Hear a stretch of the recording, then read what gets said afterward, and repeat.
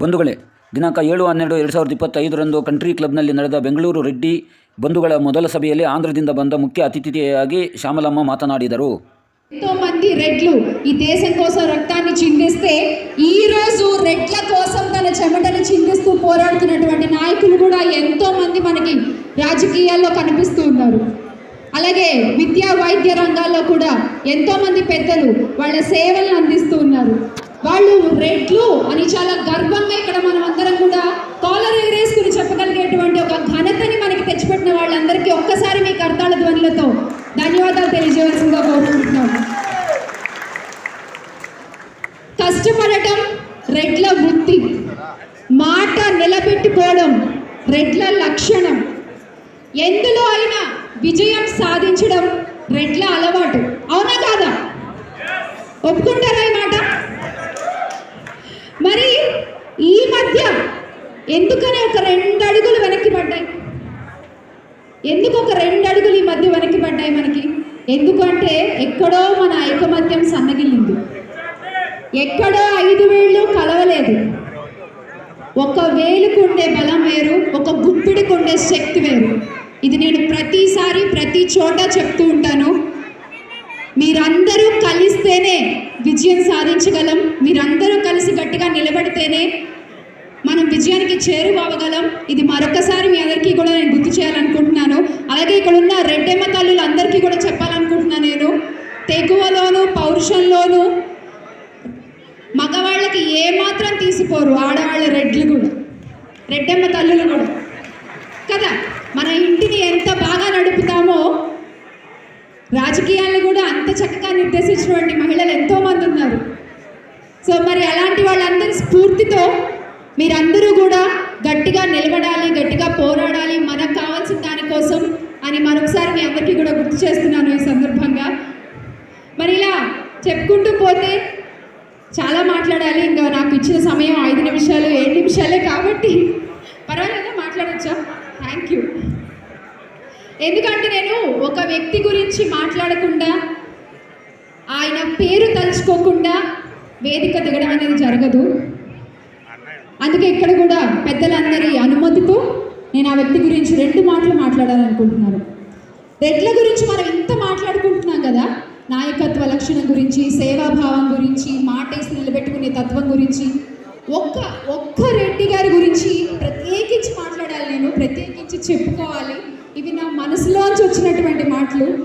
రాజకీయాలు అంటే అధికారం కోసం కాదు, ప్రజల కోసం అని నిరూపించినటువంటి వ్యక్తి.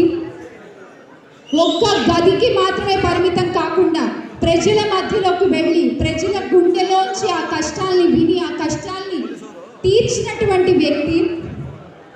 మొట్టమొదటిసారిగా ప్రజలకి ఆరోగ్యం కోసం ఎటువంటి భయాందోళనలు లేకుండా హాయిగా ఉండేలా, ఎటువంటి ఎంత పెద్ద ఆరోగ్య సమస్య అయినా కూడా తీర్చగలిగేటువంటి ఒక హెల్త్ కార్డ్ని ప్రవేశపెట్టినటువంటి వ్యక్తి. రైతుల కోసం నిలబడ్డటువంటి వ్యక్తి, మహిళల కోసం నిలబడ్డటువంటి వ్యక్తి, విద్యార్థుల కోసం నిలబడ్డటువంటి వ్యక్తి.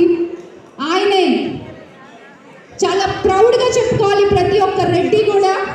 దివంగత నేత, మహానేత డాక్టర్ వైఎస్ రాజశేఖర్ రెడ్డి గారు.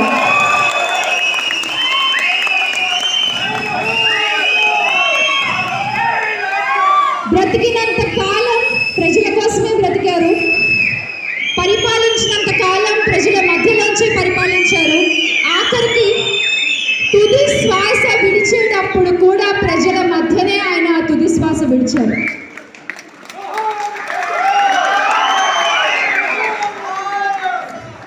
ఆయన ఒక నాయకుడు కాదు, ఒక రాజకీయ నాయకుడు కాదు, ప్రజల కోసం నిరంతరం తప్పించే ఒక యజ్ఞ శిఖ అని చాలా గర్వంగా చెప్పుకోవాలి మనము.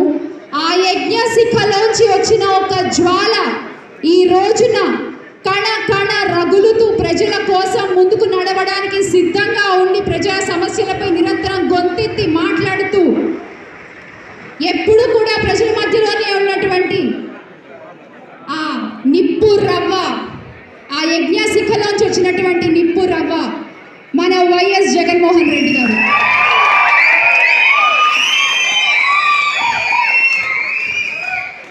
ఎవరన్నా చెప్తే మళ్ళీ సినిమా డైలాగ్ అనుకుంటారు.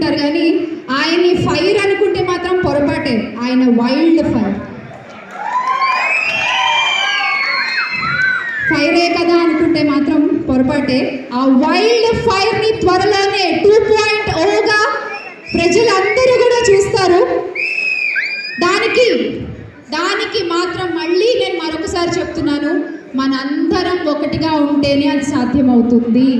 మనందరం ఒకటిగా ఉంటేనే అది సాధ్యమవుతుంది. పదే పదే ఎందుకు చెప్తున్నాను అంటే, ఏదో చిన్నప్పుడు చెప్తారు చూసారా నీతి కథల్లో, వీళ్ళు కొట్టుకుంటే రొట్టె ముక్క వచ్చి వేరే వాళ్ళు ఎత్తుకుపోతారంట. అలాగా మనం కొట్టుకుంటే వేరే వాళ్ళు ఎత్తుకుపోతున్నటువంటి పరిస్థితులు ఈరోజు చూస్తున్నాము. దయచేసి అవన్నీ పక్కన పెట్టేద్దాము. మన అన్న కోసం నిలబడదాం, మన నాయకుడిని గెలిపించుకుందాం.